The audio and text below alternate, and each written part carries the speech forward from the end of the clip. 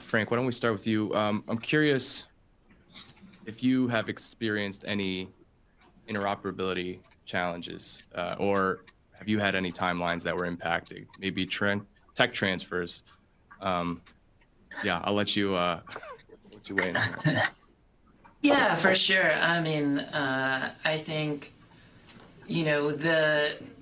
the lovely time period that was COVID, where filters more or less disappeared, affected everybody in our industry.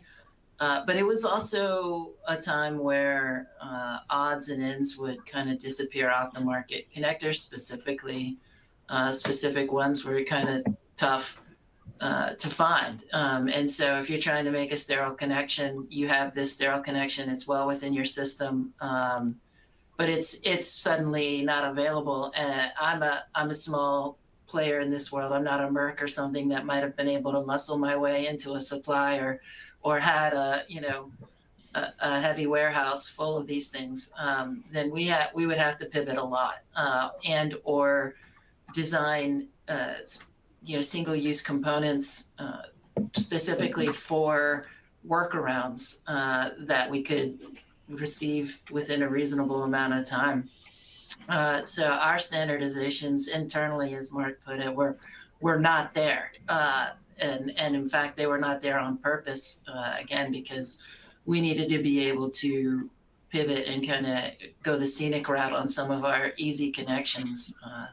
So it's definitely, that has eased up significantly in the last several years, I guess. But that still remains, I still remain very affected by that. So, while I try to simplify and standardize, we have, what that did was it skyrocketed the number of SKUs we had in our warehouse, which, as Mark mentioned, creates an absolute nightmare for procurement and trying to make sure that you have everything that you need for your manufacturing while not, filling your warehouse full of junk.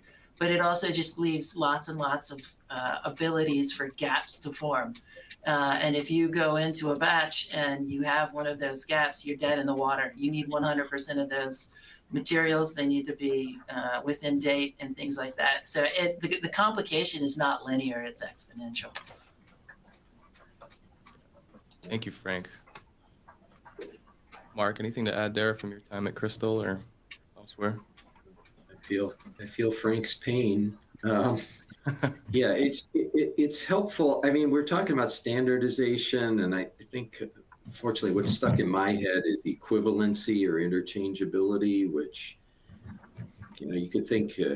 So one thing that I've learned in the past that's helpful is to plan for, I mean, you can't plan for COVID, but plan for disruptions in supply, or plan for, maybe in a positive way, additional production that's required because of some demand or opportunity that your company has, right?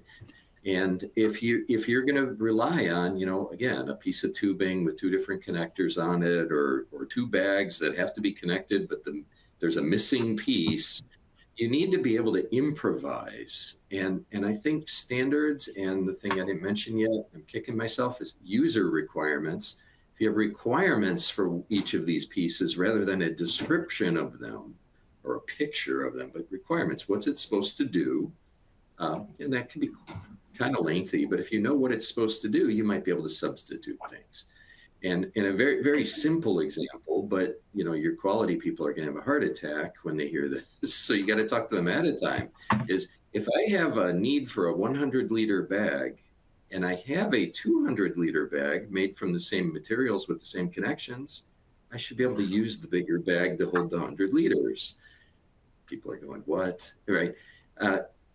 In my old system, that was impossible. You had to have this part number with this release, package, and then you could use it. You could go make your, like you're saying, Frank, you got to have everything ready to go. That last 100-liter bag fell on the floor, fell off the truck on the way to the factory, whatever. Can I put in the 200?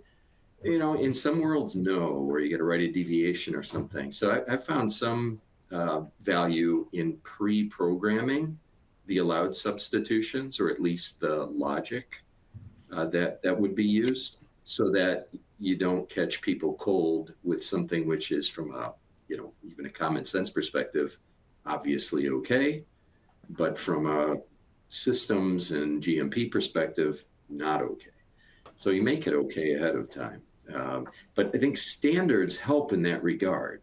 So, one little piece in our industry, and I know the tubing suppliers are going to hate me saying this, but platinum cured silicone is, it's not exactly the same from supplier to supplier, but for many applications it is. Right? It's very clean material. It's very easy to describe and define. There are some clear ways that things are tested. So if I have brand A of silicone and then I have brand B, in many cases, I can justify in a short time using that. It'd be nice to have that predetermined, that these materials, although we don't use all these all the time for this part, we could swap them in at a different time. But I think that kind of decision making, or that predetermined decision making, depends on the existence of standards.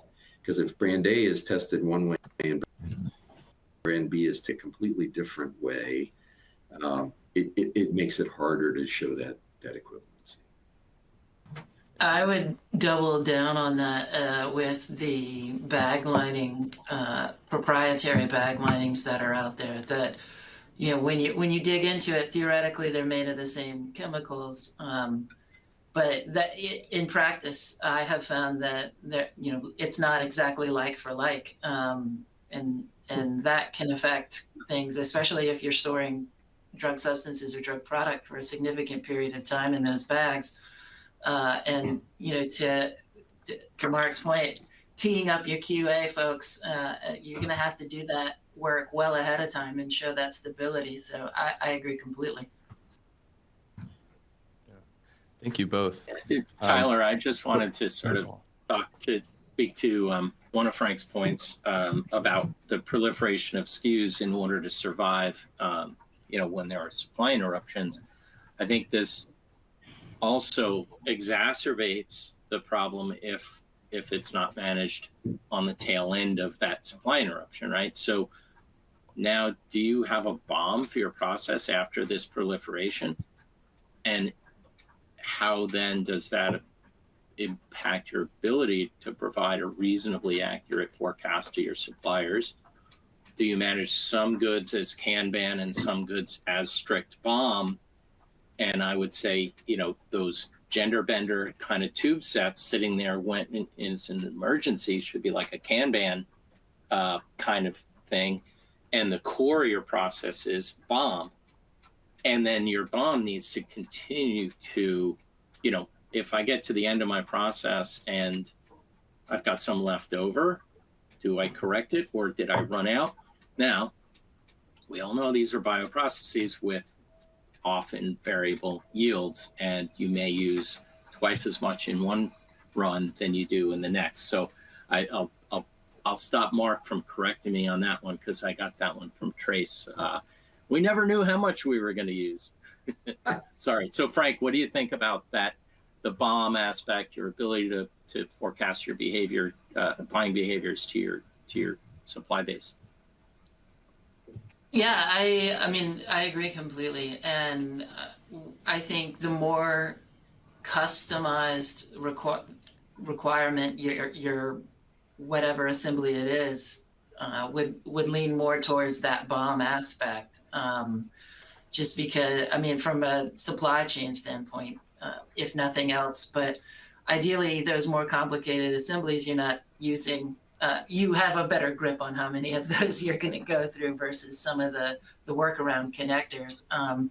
And then cleanup, I think, is maybe what you're at. Like, just because something got you through a specific manufacturing campaign or period where the supply chain was disrupted, doesn't mean you want to keep it around. Is that kind of where you're headed with that? Because I think that's important to do too, and I think it's easy to bypass that.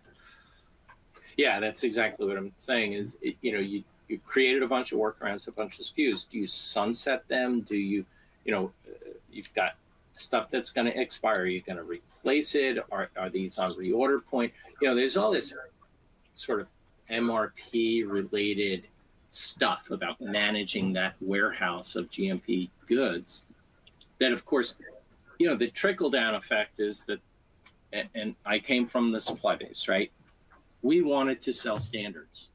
We really wanted to sell standards, because if 100 customers were buying the same thing, all the vagaries of each customer sort of gets out, then the signal to noise ratio, you can then just blend that. But when it was 2,000 SKUs for 2,000 different applications, each of which was managed on, individually, you get these wild fluctuations of demand signals, right? And so that's, if we talk about what happened during COVID, of course, that's it, right? There's all these specific demands. Of course, we had dynamics that had never existed before. And then, the supply signals to the component manufacturers got multiplied by, it was reported, up to 6x the actual underlying demand, because of the sort of the beer game effect, plus people buying from multiple suppliers. Whoever got it to them first got the order, the other one got canceled. There was some behaviors that, spiraled things up, right? It was a positive feedback loop that created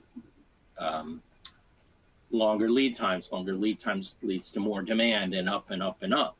And then we saw the opposite post-COVID, of course. So I do think everyone's got to be a sort of responsible member of the community, to not just point the finger at the one easiest to blame, because sometimes it means you should go look in the mirror, right? Yeah, there was a lot of the toilet paper effect going on in our industry at that point. I know that was particularly bad with the Durapore Gamma Gold filters. And I was hearing left and right from people from Millipore saying, look, there's nothing we can do.